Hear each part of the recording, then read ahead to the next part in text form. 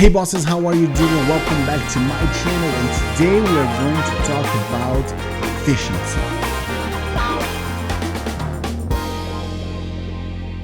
Hey bosses, welcome back to my channel. My name is Daniel and this is Show Me the Money, the segment on this broad channel that I have to show you where the money is.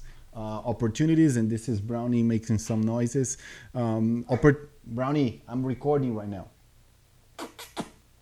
Opportunities, how to measure stuff, how to choose a good investment, and today is all about it. A lot of people want to invest, but they get overwhelmed about how to choose the investments. And one thing that I always tell my clients, that I used to tell my students back in Brazil was, if you want to invest, you need to set a goal. What's your purpose with this investment? And I'm going to take an example from a client that I have, because it's a very good example for this occasion today. He wants to move from Brazil here in the US. He has all his visa, everything is fine, but the visa is not the only thing that you need. You need to make money here. And he's a doctor in Brazil. He can't exercise his profession here in the US, so he needs to make money with another thing, and he doesn't want to take risks and open a business because he doesn't know how the economy here works. So he just wants to invest in something that makes him money. Basically, he wants passive income. And when you invest in something that's going to make money, or you invest in something with the idea that investment is going to give you recurrent money or cash flow, you need to look one metric, and that metric is called dividend yield. The dividend yield is nothing more than the efficiency of your money, how much money you are making for each dollar that you put down.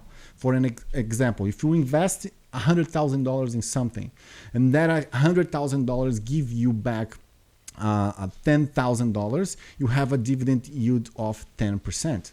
10,000 divided by $100,000, 10%. Just 1 second. Brownie was making some noise. I went there to close the door. Sorry about that. Let's get back. So if you're making $10,000 in a given period, by the on the $100,000 that you invest, you made 10% of your investment is making 10% dividend yield. It's paying you dividends. So I want to give you some things to compare, like the SP 500. The SP 500 the companies that are in the SP 500, they pay an average of 2% per year. So the average dividend yield for the SP 500 companies is 2% per year. You invest $100,000, you're going to make 2% of that $100,000, which is $2,000 per year. That's not a lot of money, but people that invest in the SP 500 usually are not looking to the dividend yield. They don't care about the money that they are going to get monthly, quarterly, or annually. They care about is, I'm going to buy these stocks for, let's say, 100, and in 5, 10, 20 years, I'm going to sell it for 200. $300, $500, $1,000, and that's what they are looking for. They are looking for the upside on the investment. So if they have that goal of, I'm going to invest $100,000 today and I'm going to make a lot of money in the future, the dividend yield doesn't care a lot. Of course, the more they get in the dividend yield, they can reinvest more, but that's not their main goal. Their main goal is to make the principal go up, not the dividends that they're going to receive on it. So if someone wants a dividend, usually they go to places that pays more dividend than the SP 500. Let's say the real estate investment trust. The average here in the US is 3.5% dividend yield on the real estate investment trust. So that's a lot more than the SP 500. Just to give you an idea, if you invest $100,000, so $100,000 in the SP 500, $100,000. Okay, at a 2% rate, 2% dividend yield, this is going to take 35 years to double your money. 35 years to double your money. Look the change. If you double your money on the dividends. So if you go from the SP 500 that pays you 2% and go to the real estate investment trust that pays you 3.5%, 3.5% interest, you are going to take 21 years. 21 years. So that's 14 years less to double our money. 14 years less. Let's say you invest $100,000 today when your son is born with the real estate investment trust. At 21, when he's leaving college, he's going to have $200,000. At the SP 500, just on the dividends, he's going to have, at the same period, 2% in 21 years, he's going to have $150,000, $50,000 less. So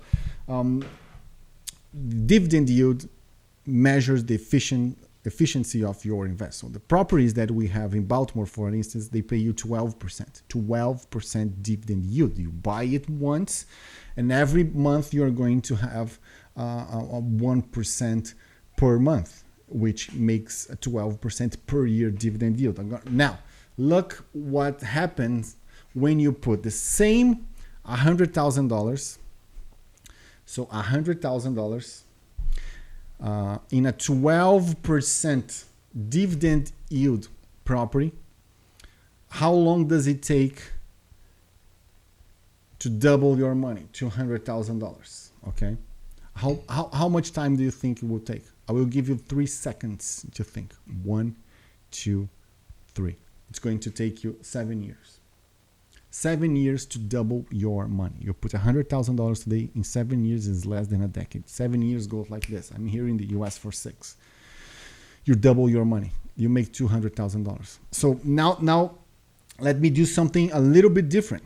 You remember that I told you that in the SP 500, it would take you 35 years to double your money on the dividend yield because it pays only 2%.